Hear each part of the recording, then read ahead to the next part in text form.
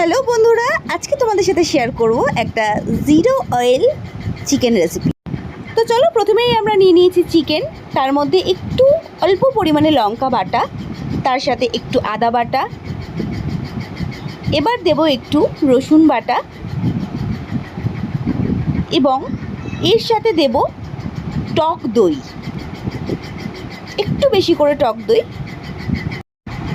আর দিয়ে নিচ্ছি পরিমাণ মতো জিরের গুঁড়ো, পরিমাণ মতো ধনের গুঁড়ো এবং স্বাদ মতো নুন। সব দিয়ে এবার চিকেনটাকে ভালো করে ম্যারিনেট করে আমি 2 ঘন্টার জন্য রেখে দিয়েছি।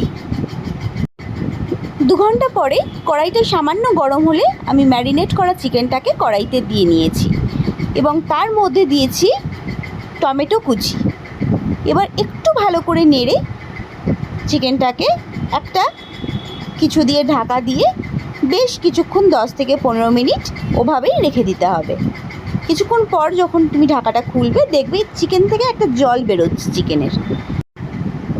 তারপর চিকেনটাকে আরও একটু নাড়াচাড়া করে তার মধ্যে আমি দিয়ে নিয়েছি ধনেপাতা এবং সামান্য পরিমাণে গরম মশলা। গরম মশলা দেওয়ার পর চিকেনটাকে আরও একটু ভালো করে নাড়াচাড়া করে আবারও 10 থেকে 15 মিনিটের জন্য চিকেনটাকে প্রিপারেশন হওয়ার জন্য আমি ঢেকে দেব। 10 মিনিট পরে দেখো চিকেনটা থেকে অলরেডি একটা তেল ছাড়তে শুরু করেছে। এবার এরপরে চিকেনে দিয়ে দেব খুব সামান্য পরিমাণে অল্প একটু জল।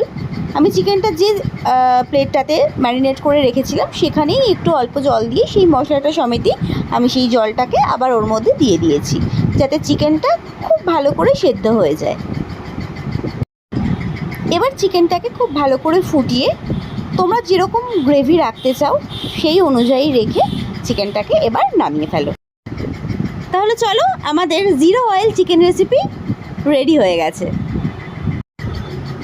দেখতেই পাচ্ছ দেখতে কতটা সুন্দর হয়েছে, খেতে কিন্তু তার থেকে আরও বেশি ভালো হয়। তোমরা খেয়ে বুঝতেই পারবে না যে এর মধ্যে কোনো রকমের কোনো অয়েল নেই বা অয়েল জাতীয় কোনো কিছুই নেই। দেখো, গ্রেভির মধ্যে একটা অয়েল রয়েছে, এই অয়েলটা কিন্তু পুরোটাই চিকেনের একটা অয়েল, ঠিক আছে? আলাদা করে কিন্তু কোনো রকমের কোনো অয়েল অ্যাড করা হয়নি এটাতে। যে অয়েলটা দেখতে পাচ্ছ পুরোটাই চিকেনের অয়েল। তাহলে তোমরাও বানিয়ে ফেলো এই জিরো অয়েল চিকেন রেসিপিটা, আর অবশ্যই কিন্তু জানিও যে কেমন খেতে হলো। তাহলে আজকের মতো এখানেই টাটা, খুব ভালো থেকো সবাই।